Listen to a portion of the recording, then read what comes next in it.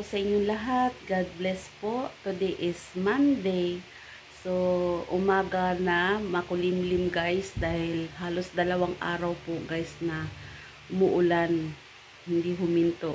Kanina lang siya uminto guys ang umaga, kaya medyo makulimlim na ngayon at hindi na mainit kasi nga nag-uulan na. So, aalis pala ako guys.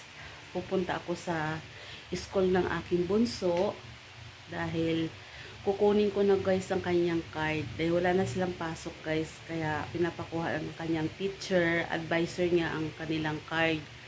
At good news kasi with honor po yung aking bunso guys, kaya sobrang saya namin mag-asawa dahil po nga nag-aaral talaga siya mabuti.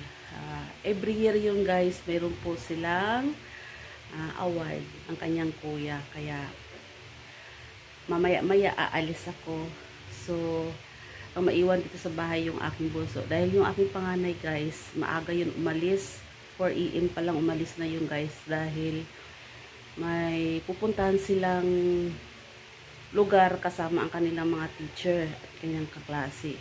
Kaya ako naman ngayon ay pupunta naman sa school ng aking bunso at kukunin ko ng kanyang card at kanyang award. Sobrang saya ko guys kasi every year po yun guys, mayroon talaga silang award ng kuya niya. Kaya abangan nyo guys ang pag-akyat ng aking bunso sa stage sa kanyang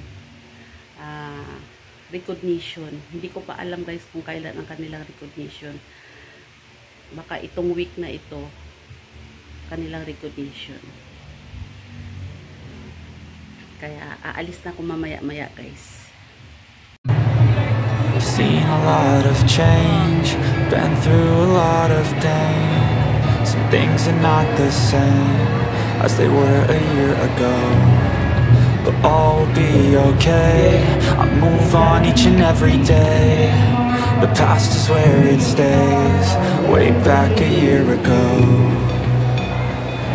I've changed for the better this time. I thought I would never be fine.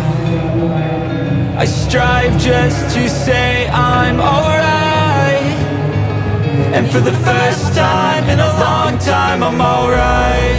I've seen a lot of change, been through a lot of pain. Some things are not the same as they were a year ago, but all will be okay. I move on each and every day. The past is where it stays, way back a year ago.